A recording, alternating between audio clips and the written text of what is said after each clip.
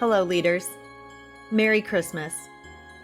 If you're a building leader and you're tired, you're reflective, and maybe quietly wondering, did I actually make a difference this year? Then I want to talk to you.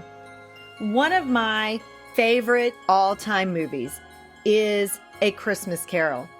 I watch every single year, every single version that I can find. I love the old ones that are in black and white. I love all the versions of those.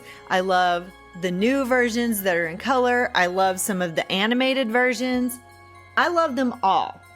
But when I was watching it this year, it really made me think that it's not just a holiday classic that I love and watch every year. It's a leadership story.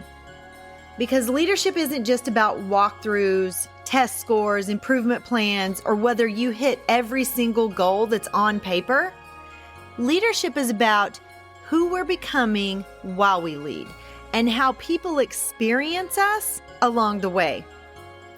Charles Dickens didn't set out to write a book for principals or superintendents or any other building leader or district leader, but A Christmas Carol actually captures reflection, mindset shifts, culture, and legacy better than a lot of leadership books that I've ever read. So today, I want to share a few leadership lessons that I have taken away from A Christmas Carol and why they matter for us as building or district leaders. And as you listen to this episode, I want you to think about this question. If my leadership had a past, a present, and a future, what would each one reveal about me and my leadership?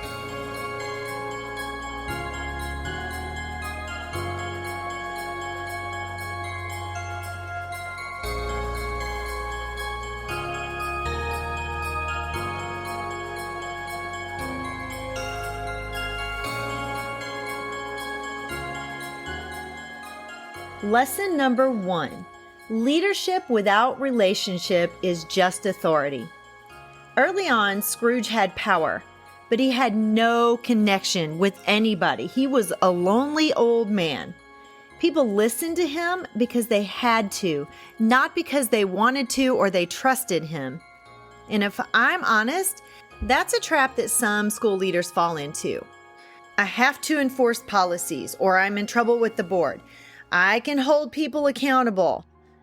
I can manage those systems really well. But without relationships, leadership only goes so far. Healthy schools, they're not built on fear or distance, guys. They're built on trust. They're built on presence, a good presence, and genuine connection. And I've learned that if people don't feel safe with me, they won't grow under my leadership. Lesson number 2. My leadership past explains a lot, but it doesn't get to control me. When Scrooge visits his past, he starts to understand why he became who he was. That hits me every time I look at it. You've heard that phrase, hindsight is 20/20. It is true. If you could look into your past and see how you became who you were and who you are now as a leader, it would be very revealing. My leadership past matters too. The administrators I work under, the seasons of burnout, the moments where things didn't go the way I had hoped. Those experiences have shaped how I lead now, whether I acknowledge them or not, and I do. Reflection gives me the power to say, this explains me, but it doesn't define me.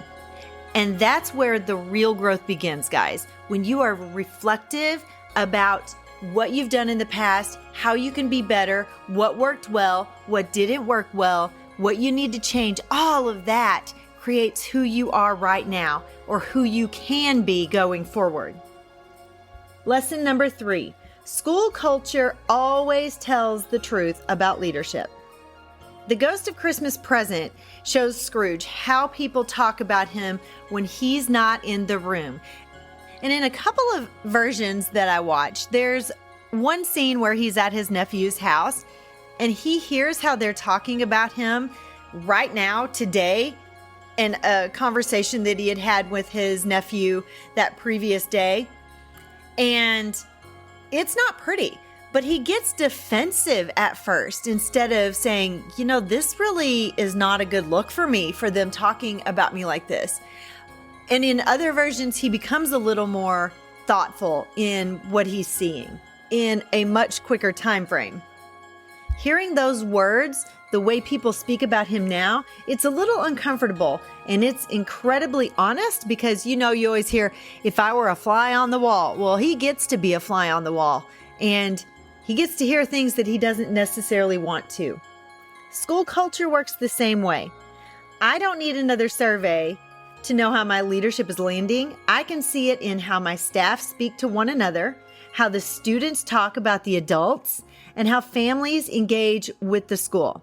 And if you hear a lot of negative about one or two people, you need to address those people specifically.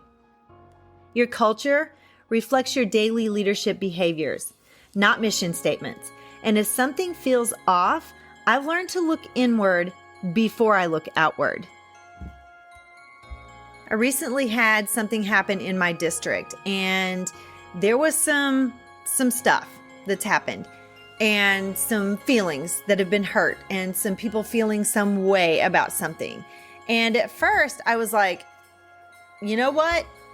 I did the right thing. But then I got to thinking one night on my drive home, did I do all that I could have to fix the situation before it got this bad? Number 4, leadership legacy is about people, not position. What scares Scrooge most about the future isn't death, it's being forgotten. That's a powerful reminder for me as a leader. My legacy won't be my title or my office or how long I stayed in that role. It's ultimately going to be the people who grew or who stayed and believed in themselves because I believed in them first.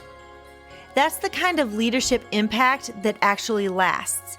One of the biggest things that I wanted my staff, all of my staff, to realize this year is that they all have gifts, they all have talents and skills that no one else possesses, or a combination of all of those things that no one else possesses. And they have so much to offer.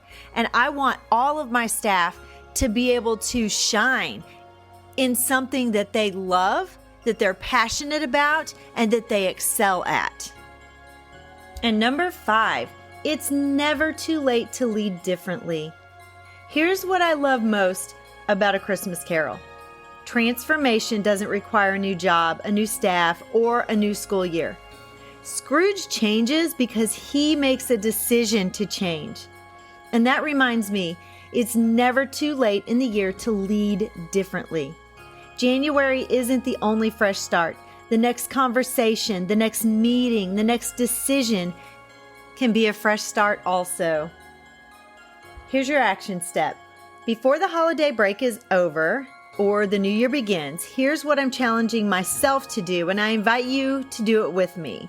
I'm writing down one leadership habit that I need to release, one relationship that I need to strengthen, and one intentional shift that I want to make moving forward.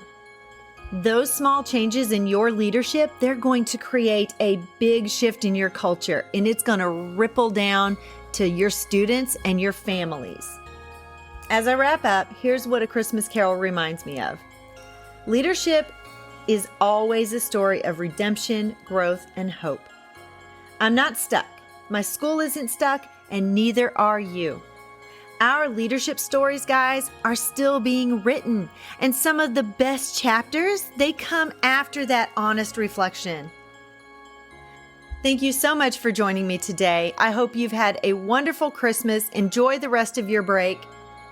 And if this episode resonated with you in any way, share it with another leader who needs the reminder that it's never too late to lead with heart. Until next time, keep leading with purpose, presence, and people at the center. Bye-bye.